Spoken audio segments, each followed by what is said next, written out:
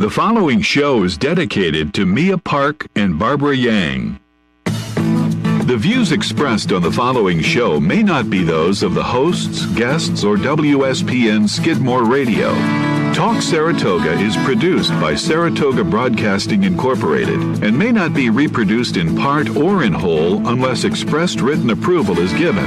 Now, here are the hosts of Talk Saratoga, Rick Thompson and a Saratoga All-Star.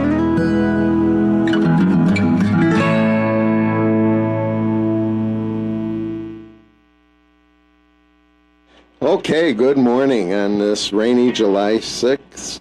I can't believe it's July already. The first half of the year has zoomed by.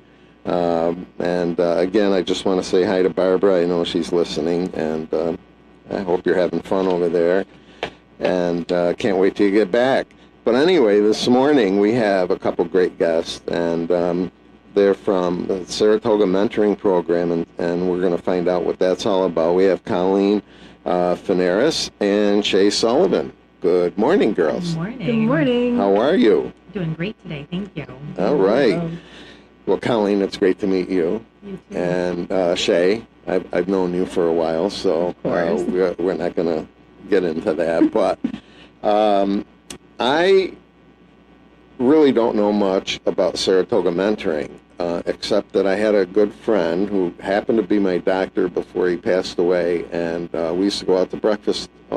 He was on maybe 3 times a year, and he was a mentor and brought in the boy that he mentored, and they had a lot of fun together. They really did. And Colleen, right now I'd like you to explain what the mentoring program is about. Sure. So Saratoga Mentoring is a program of Catholic Charities.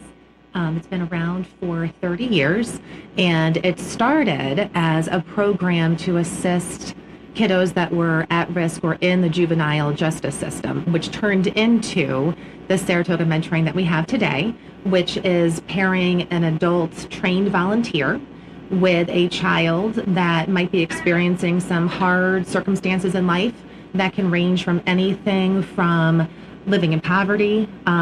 We've had some children that unfortunately have lived homeless, and we've had kids that have, just social issues in school, maybe have a hard time socializing with others, or some, emotional or mental health issues going on, and they really need that extra positive adult in their life. Mm-hmm. And that just really helps to, kind of boost them a little bit in whatever they're experiencing.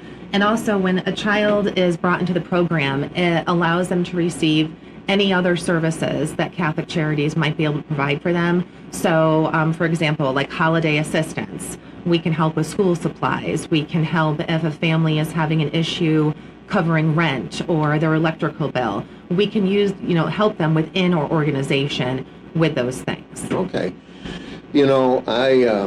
I just saw something on Facebook the other day, and it was a motivational speaker, and he was talking to a group of people, and he was reading a letter, not to veer off of the Saratoga Mentoring, but I think it just goes to show how people can affect youth. And he was saying there was a teacher who had a class, and there was one child in the class that wasn't doing good and was falling asleep during class and wasn't very friendly with the other kids. So she took delight in marking his test in red because he always failed.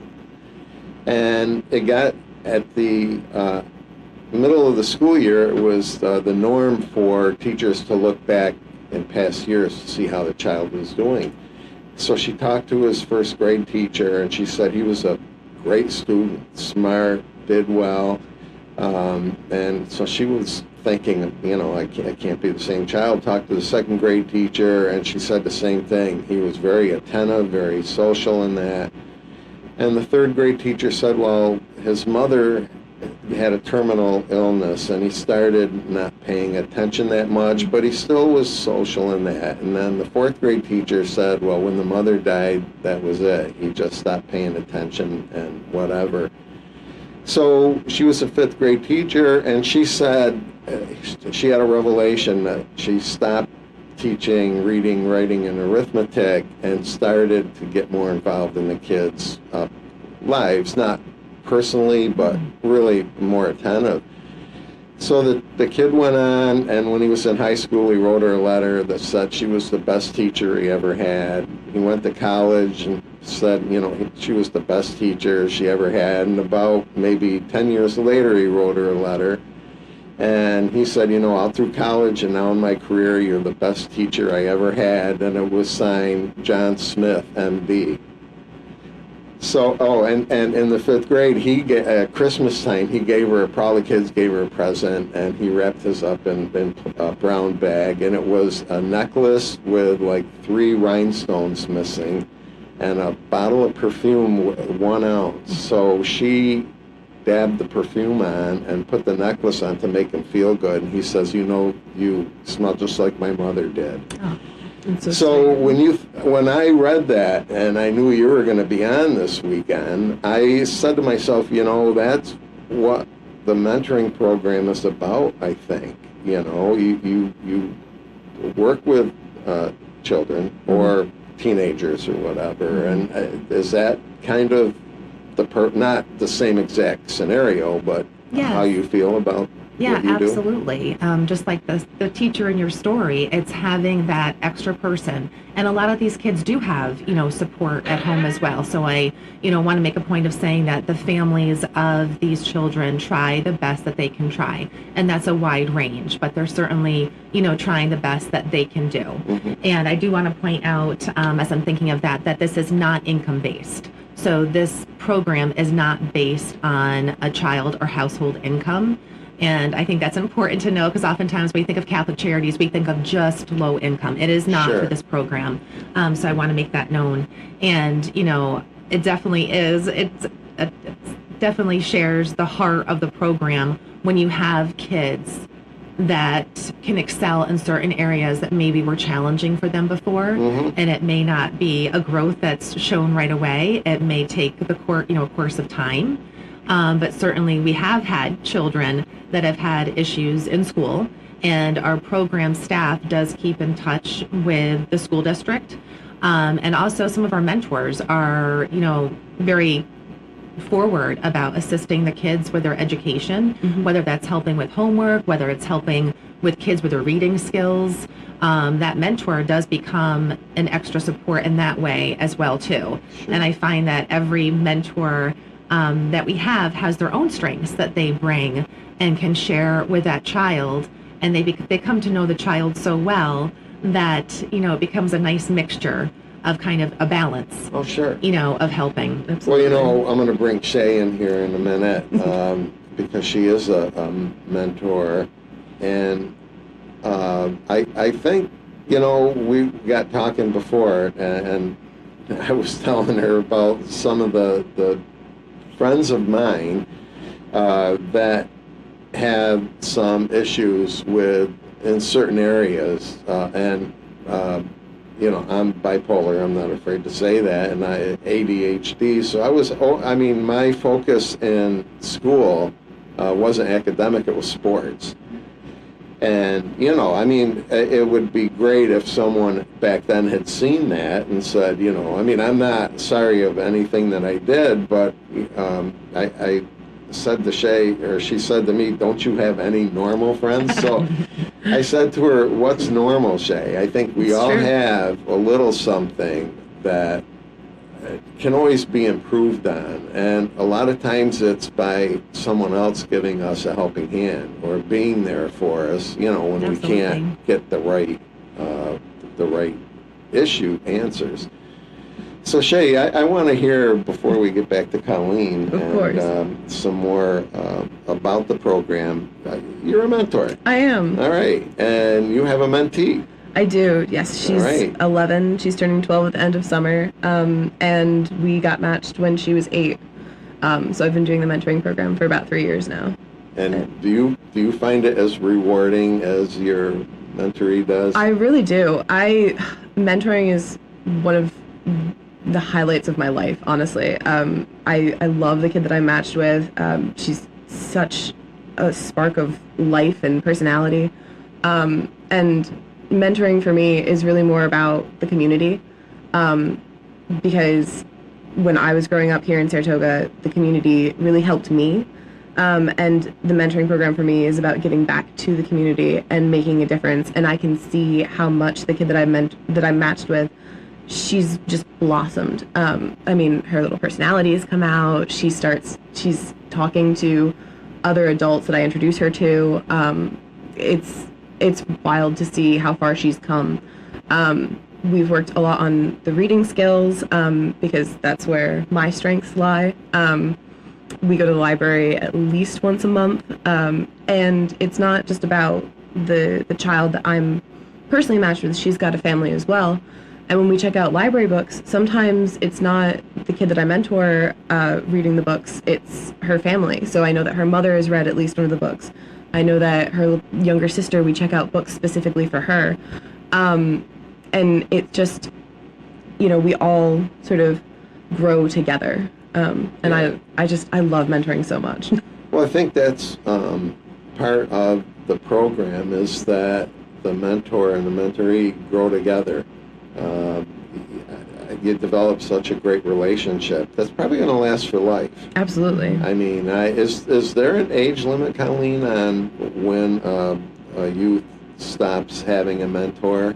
So technically our program is until the age 17, but I can say that absolutely when we have had children phase out, they definitely continue that relationship with their mentor. We actually have a few that just phased out technically of our program, right. But of course if they need anything, they know that our program is there, the Catholic Charities is there, and they do continue that relationship with a mentor. It's just not under the exact program. Sure. I think I instilled the skills that Shea has when I was mentoring her at the track back when we worked at the track years ago, and she turned out to be a fine young lady. I appreciate that. Yeah. No, Shea worked up at the track with me, and we had a lot of fun.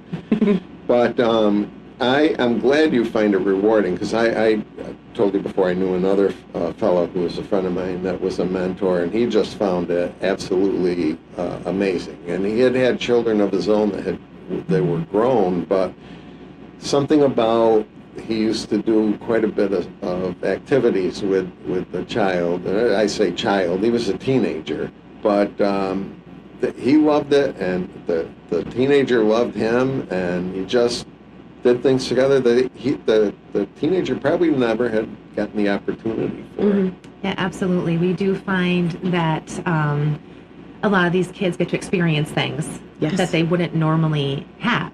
Mm-hmm. And that's fantastic. I mean, if I'm not speaking for Shea, but she did a lot of downhill skiing. I did. Yep. Which was amazing, because I'm not sure if her mentee would have been able to do that if she didn't help encourage that and physically bring her and teach her. Yeah. Which is amazing. Yeah, I'm lucky, I'm fortunate. My family grew up skiing, so with the season pass, it comes with a guest pass and then also a guest rental package. So the first year that my kid and I were matched, we went, I was like, do you want to try skiing? She's always up for anything. She's so brave. I adore that about her. And she was like, yeah.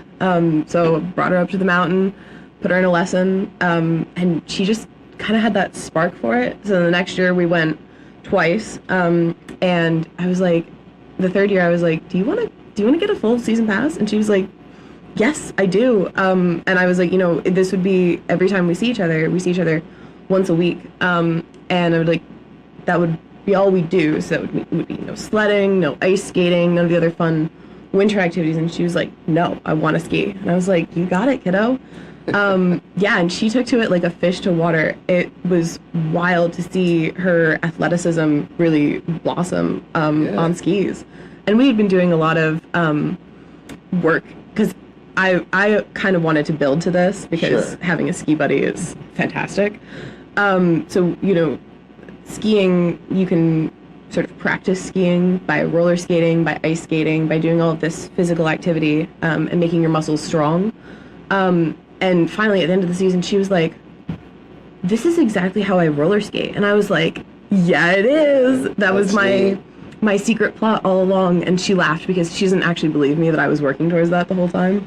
But it was great. Now, how old is your My mentee is 11 11 right now. Oh, Yep. wow. So that's a very impressionable age. So she's learning and, It is, being and she impressed. loves it so much. She was like, I want to do skiing again next year. And I was like, you got it. I've already bought the That's season great. pass. Yep. See, my wife is my mentor because she pushes me in all different directions.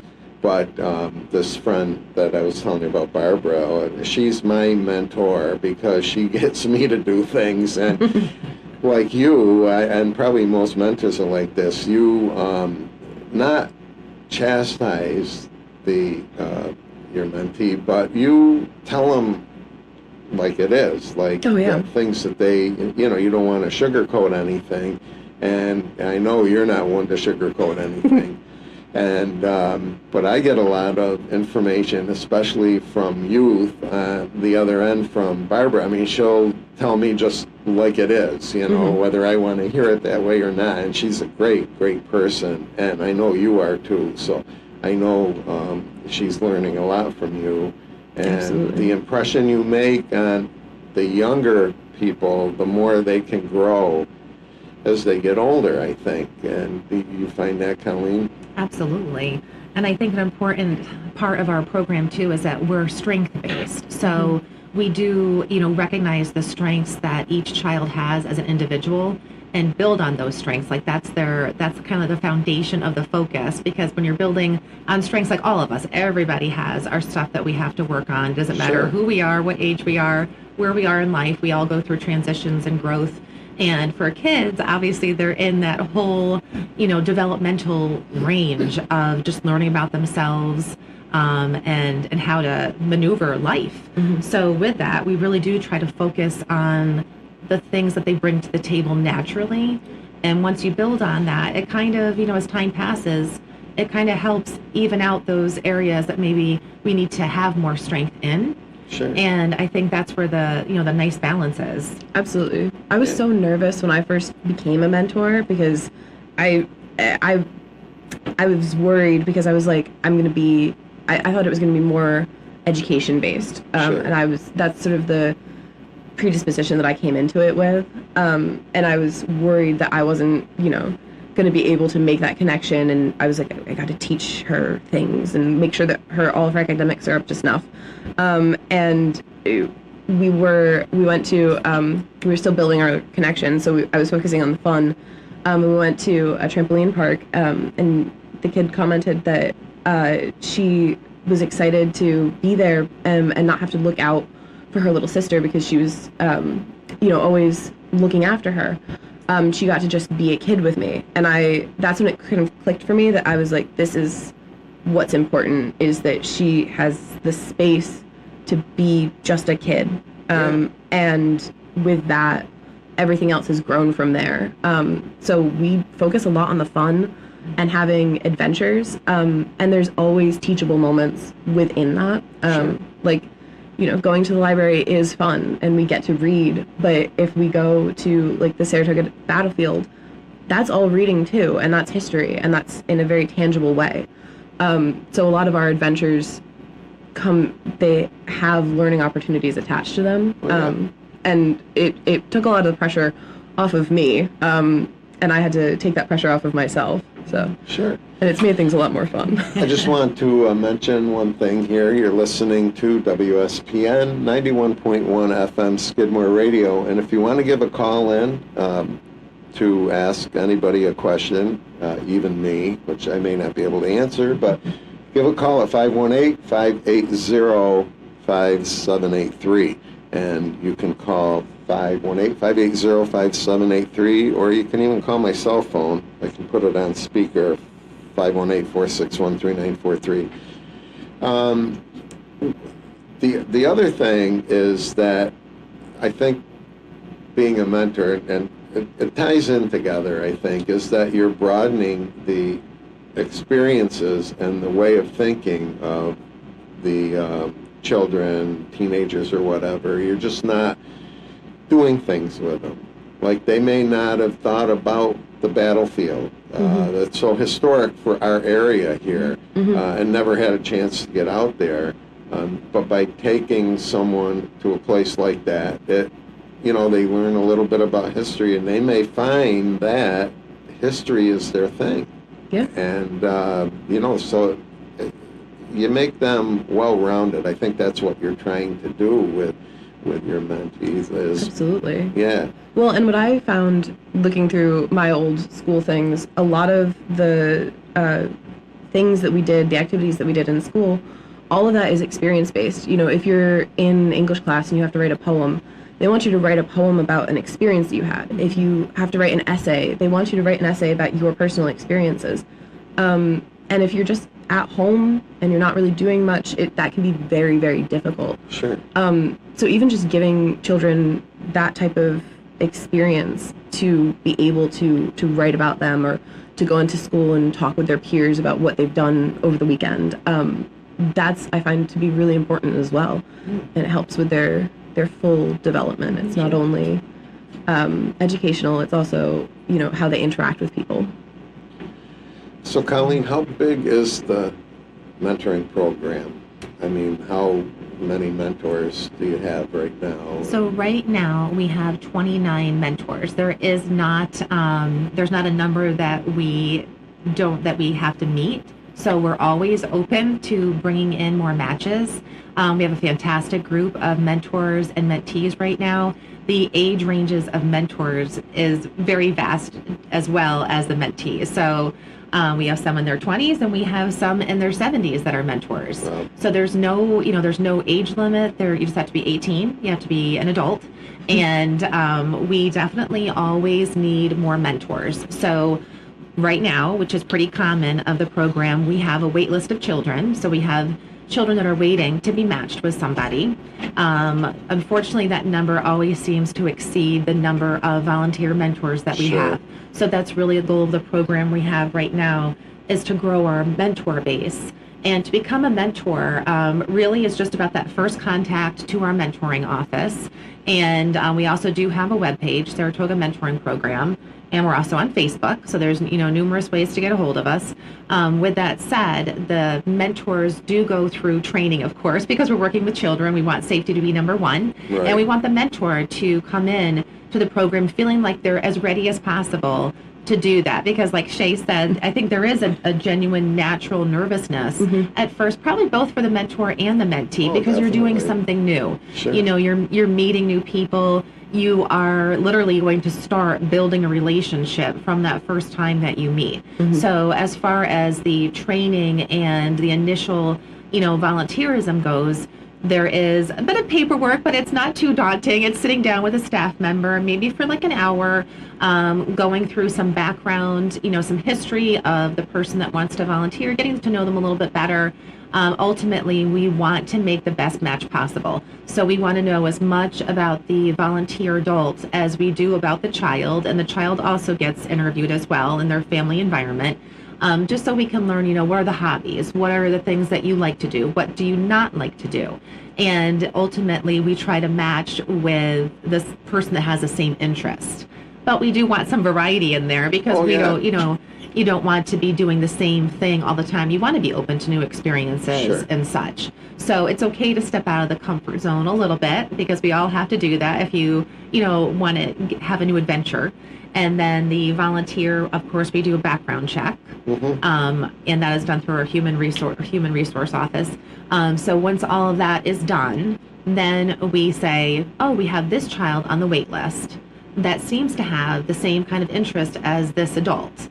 And then we would contact the child's family, and we would not give any names yet. We just kind of give the scenario, give the age, a little bit of background of the volunteer, and say, does that sound like a good match, for your child? And typically they say yes. And then we call the volunteer mentor and we say, this is who we have. And again, no names at first, just for confidentiality. And we, give them the scenario the same way. And usually they say yes. And then we initiate that first meet. So the staff member would be the liaison, for that first meetup. And then the family and child meet the mentor. That's typically done in the family's home. And then we hopefully, do a little bit of paperwork again, just kind of like a match meet, confidentiality sheets and things. And then we hopefully make an appointment for them to have their first activity and outing. And the activities are completely up to the mentor and mentee, and of course, as long as guardian approves. Completely up to them. So it can be anything like downhill skiing. It can be bowling. It can be going to a park. It can be going to a pool, having a picnic, going to a movie, any of those things, and all of that. Some people definitely have routines. So Absolutely. Some have definitely fallen into their groove of, this week we always go for a walk. No matter what the weather is, always go for a walk. We always make a meal together. And that is possible too. So I do want to mention that again, safety is the first kind of thing that we look at. So home visits are possible once a match is made, and that is up to the mentor, mentee, and guardian. And some people cook together every week. They make a meal. They learn how to make a meal. They learn about nutrition. They learn about health. They learn about sitting down at a table together. Some may not have that at home. Right. So those experiences of everyday life are just as valuable as maybe those bigger experiences that can also be obtained through the program. It would seem to me that out of the two, the mentor would be more nervous than the mentee, because you want to make a good impression on the child or the teenager, whatever age they are, so that you get a bond going, right? Yeah. You don't want to have a bad first impression. No. So if it was me, I'd be nervous as heck. What are they going to think of me? It's actually something I've never asked the kid that I mentor, how she was feeling. I might have to do that the next time we see each other and, be like, I was so nervous. I know that she was, because I can read her personality now. And, she was very, tense and just quiet. And it was hard to get conversation flowing. But the very first activity that we did, Ballston Spa did birdhouses, and all of the students in Ballston Spa decorated birdhouses, and then they displayed them on Broadway in Ballston Spa. And so I packed a mom bag together, and I had 2 clipboards and a lot of paper and crayons, and we went along Broadway in Ballston Spa, and we picked out our favorite birdhouses, and then we sat down and we sketched birdhouses and how we would design them. And that was the very first meeting that we had, because I knew that my kid was interested in art, and that was a fun, easy way to break the ice. Sure. Yeah, it worked out really well. But I wonder how much she thinks on that, because I think on that all the time. Well, but I think, I would be nervous to make that impression, so that they develop a bond with you and feel comfortable around you, but that's pretty interesting. Yeah. It comes different ways. I mean, different takes on how to do things, and you set your own routine after you get going. Now, do you ever go to different organizations to talk about? Now, I belong to Kiwanis, Saratoga Kiwanis, and we have a program where we go into schools, kindergarten, first graders, and we bring a book in, and we give each child the same book, and then we read to them, and then they get to keep the book and take it home. And I know some members in our club would probably love to be a mentor. And, if you came as a guest speaker to talk, do you ever do anything like that? Would you be open? Absolutely. So we're really trying, just as we're trying to bring more mentors in, really trying to get our name out more, because even though we've been existing for 30 years, finding that we have great relationships with the Saratoga School District and certain programs that are, human service organizations that work with children and referrals. So we do have some established great areas that we get referrals from, that's a lot for children. So we get a lot of our children's referrals from schools, from teachers, psychologists, social workers. Families can do a direct referral, and we still are not meeting that need of the amount of mentors that we need. So certainly doing events, being present, having a table at a community event we're trying to do more of. We've been to the Saratoga YMCA. They had a big family event. We have been to, I've spoken to the Rotary.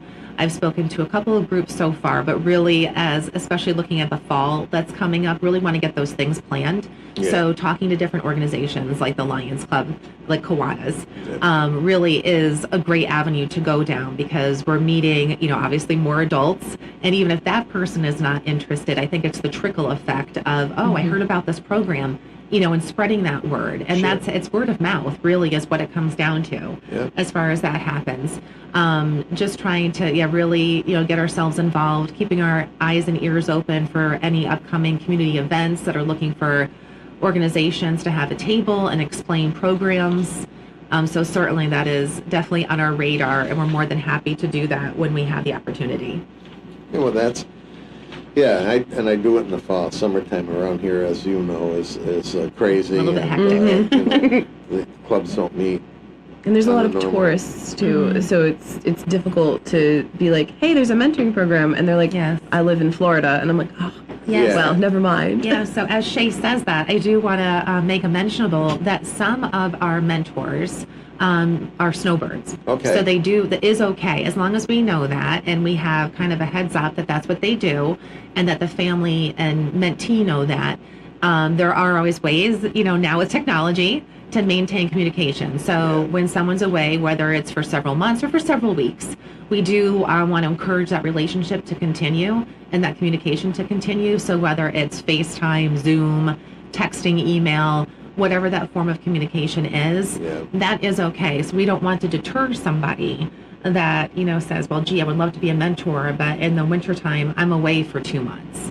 Does that mean I can't be a mentor? No, it doesn't. It just means a little bit more planning and making sure that communication stays, because you want that relationship to continue, Oh, definitely. As best as possible. Well, I mean, I'm not a mentor, but I was telling you about the friends that I made here, and I use Barbara as an example because we're really close. When she's gone for 2 months or a month at Christmas time for that holiday, we keep in touch. I mean, she'll call me or I'll call her, and I don't have FaceTime, but we use another program, and that's important, and to keep in touch, because what they're tell you what they're doing, and that. And I think if you lose track of that for a month or two at a time, you kind of downgrade the relationship a little bit. And I can see where if you have a snowbird, just keeping in touch regular means a lot to the person that you're working with, and that's great. I mean, there's that's a great thing. Well, and now it's kind of funny. Because I'm not a snowbird, but the kid that I mentor, she goes to camp. She goes to camp for a whole month. And she can't have a phone while she's at camp. So, and I miss her so much when she's gone. Yeah. And I've spoken with her mom about it, and her mom is fantastic. She and I have an excellent relationship, which I'm so grateful for. And her mom says, she's like, I miss her so much, and I'm like, me too. Yeah. And then it's fun. I kind of like it because it makes the kids build those letter writing skills. So last year it was a whole month of no contact, and I was like, where are my letters? And it seems that my kiddo wrote my address wrong because I've still never received them. But she was like, I sent you letters, and I was like, I don't know what happened. So I kind of have the reverse of that.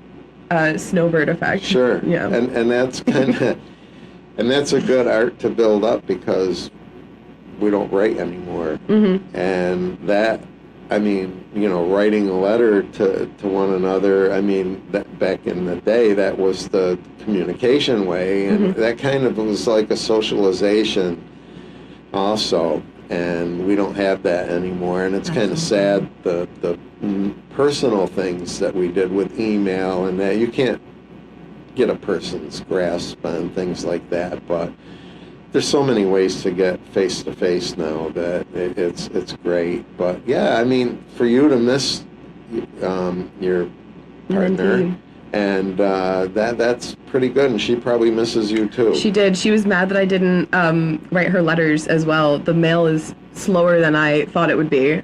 So my letters never reached her, and hers never reached mine. And she was like, I didn't hear from you at all. And I was like, I wrote you, I'm sorry. Well, in some post office in between, they're probably laying next to each other in a big bin of letters, so, you know. Yep, probably. So as Shea says that about camp, her mentee is going to that same camp again. And I want to mention that being part of the Saratoga mentoring, the children really have access to more things. So we have a group of kids that are going to numerous different camps. That's through a lot of scholarships. The specific camp that Shea's mentee is going to, this is a camp in Vermont. It's gorgeous. It's an all-girls camp. I'm kind of jealous, actually. I know. I think any of us would be lucky to go to any of these camps, but this camp in particular is pretty... it's just gorgeous. There's no other word for it. Yeah. So with that said, we have had in our mentoring program a very benevolent family that over the years has paid for a certain amount of slots for the mentor kiddos, and again, it's all girls for this specific camp, to go to. So she's going there at no cost, which would be an pretty pricey amount for anybody to attend this camp. Allow her to experience she that. would not. Yeah, they would not have this experience if she wasn't in our program. So that is kind of one of those exciting things. When summertime is coming, that we can help facilitate kids going to different camps. And even if we're not fully, if it's not fully covered, there are scholarships that we can assist obtaining, or at least giving the guardian the information so that they can take that upon themselves to help facilitate. And also we would help with supplies, so camp supplies. Right now we just handed out some gift cards to some kiddos that are going to camp, so then they have their supply list. It doesn't look so scary, because not everybody has what you need to kind of pack up and go to camp. So we can help with those things as well, which again is another huge experience. Absolutely. Definitely. Now, is it allowed for a mentor, let's say, to go on a camping trip with their mentee? So great question.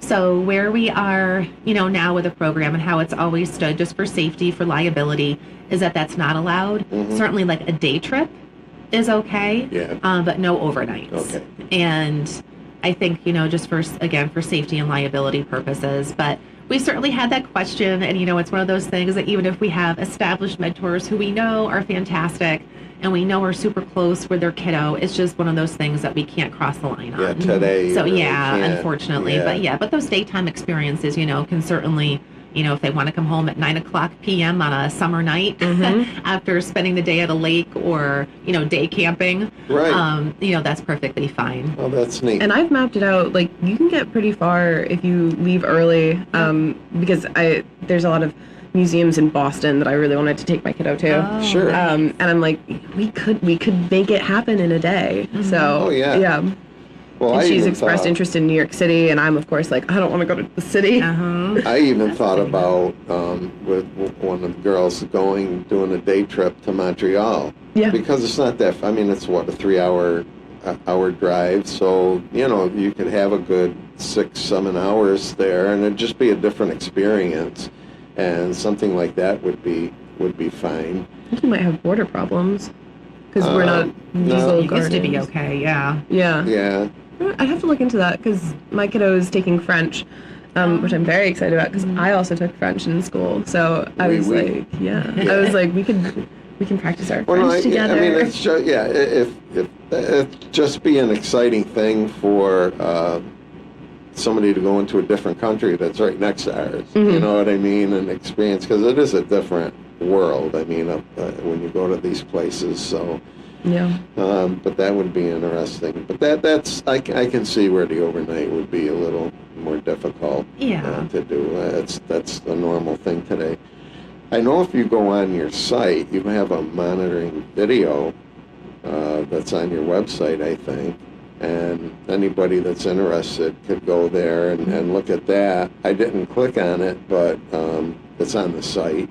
It kind of gives you a general idea of what the program is about. Right, and then they could always call to find out more information or get more specifics on it. So you said before, you always have a list of kids that want to be in the program, but you don't have enough to match them up. And, it's very hard for any organization to get their name out. It really is. I mean, everybody, especially in this area, in our area, excuse me, there's so many programs available. It's really hard to get your name out, and you have to be creative in that aspect also, We do, yes. We're working on, thinking about new promotional things to do. We do have brochures out in places, and even though, I think everyone communicates in a different way. So sometimes if someone's going to the library and they see a brochure, someone might be more apt to grab that. Someone might be more likely to look on Facebook or, anything that's digital. So we're trying to kind of see what audience we want to target, which obviously would be the adult, volunteer mentor that has the heart for kiddos, and just really kind of pick our places to share information and get out there. And we know that there's so many great organizations out there to volunteer for. And I think it all comes down to what drives you to volunteer, because when you're volunteering, you're giving your time, you're giving your heart, and all of us are busy. So I think it really is pulling those heartstrings for someone that wants to make a positive impact in a kid's life. That's really what it comes down to, is spending your time in that area, which is a minimum. We encourage a minimum of 2 hours a week. And that is, again, for that consistency, to build that relationship, build that rapport. Some people go far and beyond the 2 hours. Right. But we also understand that life happens too. So, especially in wintertime, a lot of colds, flus, illnesses going around. So there are going to be natural gaps in that. Someone has a life change. Certainly we understand and are flexible with those needs. And it's just kind of, letting us know, keep us in the loop, keep your, mentor and mentee in the loop with each other, what's going on. And staff is always here to help wherever we can. So if there's an issue going on, that mentors let us know, gee, I've noticed that I'm not, able to contact my mentee. They haven't gotten back to me. A little bit odd for them. We can certainly help facilitate that, interject, reach out to family. So we're always there as much as we can to lend a helping hand when we're able to. Do you ever have part-time mentors? What I mean by that, I'll tell you where I'm going with this, and it may not be a possible thing for the program.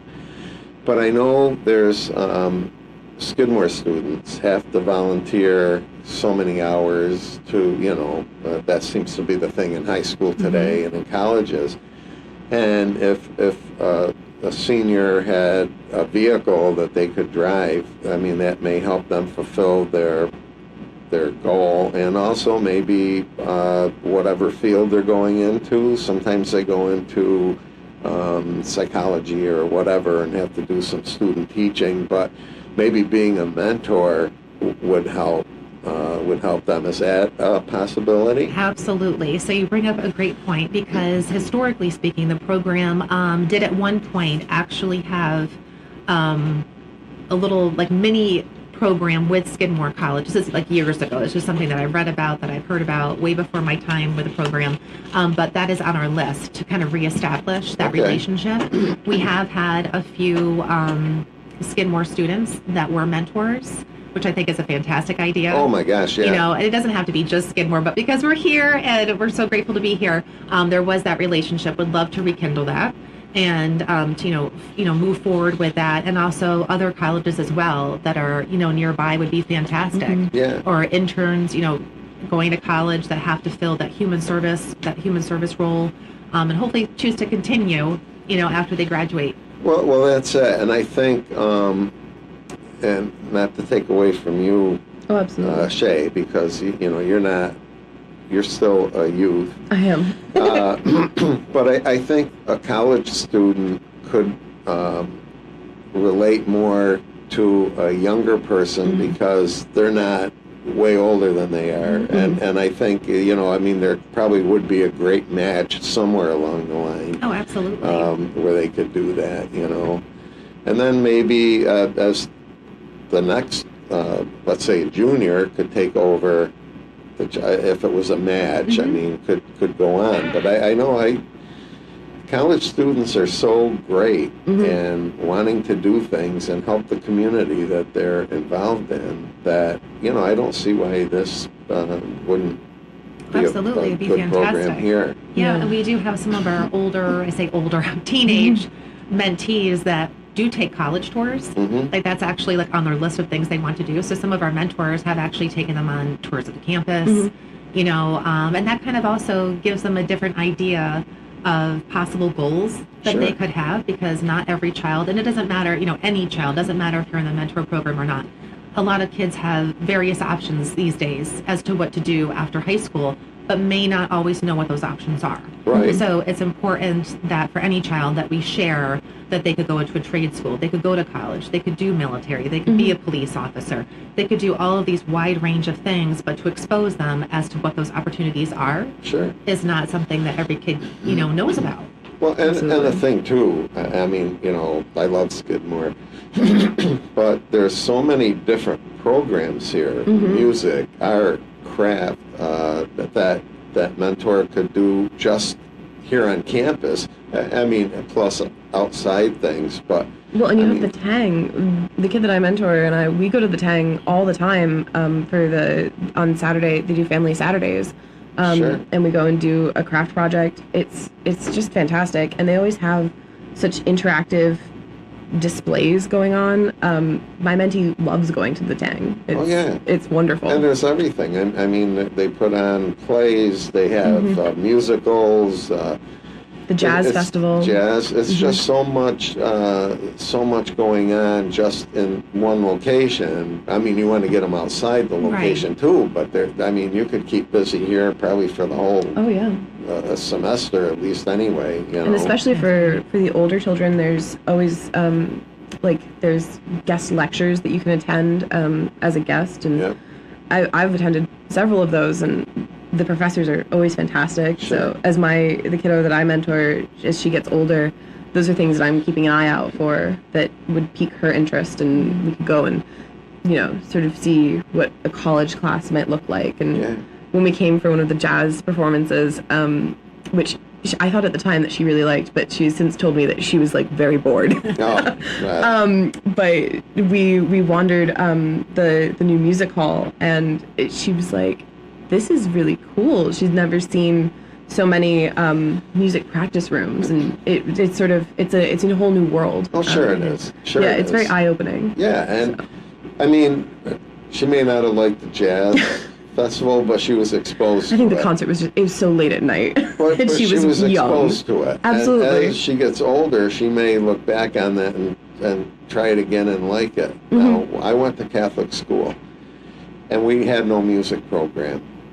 So when we graduated eighth grade, before going into the high school, Catholic high school, what the public school did is they gave our classes free tickets to the orchestra, a SPAC, and what else? Orchestra and the ballet. Ballet. Now, I was not interested in orchestra or ballet, but I used to come up just to come up, and believe it or not, I mean, I'm not a big aficionado of that, but I do not mind listening to an orchestra or just from that experience, and I would never have experienced that if it wasn't that Catholic schools don't have music programs. But that's why I think the great thing about the mentoring program is that they learn something new that we said before, that they never would have been exposed to. Absolutely. And it just, you never know the impression that makes on the child to either look further into it or maybe want to do something like that as they advance in their schooling, Yeah.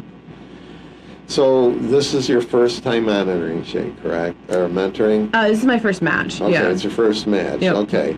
How many, Colleen, have you had long-time mentors? We do. You do? We do. We have actually a nice cluster of longtime mentors. And we also have a mentor that, as his matches have phased out throughout the years, but he's been in the program as a mentor for 15 years. So I say that because I think that's a perfect example of obviously that is what pulls his heartstrings for volunteering. Okay. You know, I do know that he has tried, he tried volunteering for something else along the way, and when one of his matches just naturally ended because of aging out, and has actually said that wasn't for him because his heart was in mentoring. Okay. So I think that's, you know, just really shows us like how much that can mean to somebody, and how once you get involved in it, and if it is for you, once you get involved, how you just want to continue that naturally. Absolutely. Yeah.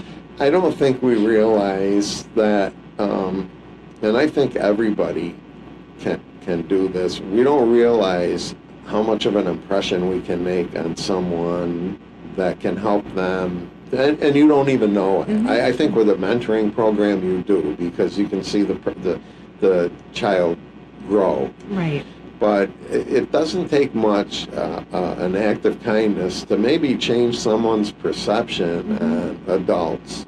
You know what I mean? And I think that the mentoring program is so good in that way. I mean, you changed youth's careers and outlook on life in a positive way. Absolutely. Have you ever had any like problems with the kids that are being mentored with?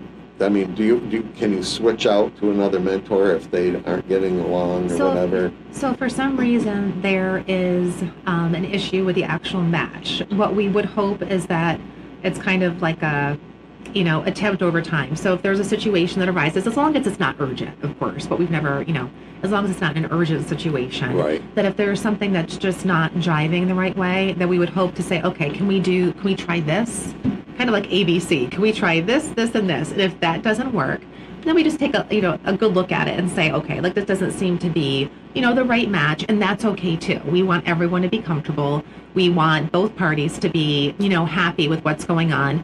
And life is life. So certainly there's little bumps along the way. Oftentimes those can be like ironed out. Sure. You know, and if they're not ironed out, then of course we just say, okay, it sounds like the best thing to do is to end that match. Now, sometimes there could be a situation where the child does get matched with somebody else, and that, you know, works out just fine. Or there's situations where maybe the child or family realize that it's just not the right time to be in the program. If something, you know, life changed or the kiddo situation changed, and that's okay too. We always say that if in the future you want to try this again, we're here. And that's both for mentor and mentee. You know, that if for some reason that changes, that you can certainly give us a call back, and, you know, we'll keep you on our radar. Sure. I know you had mentioned that you like to meet the mentor likes to meet the families too.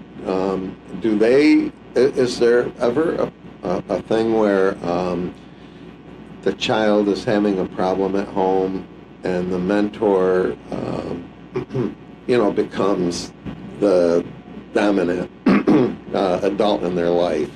Is that a situation that can happen also? It certainly can. So I think that the word I'm going to use is boundaries.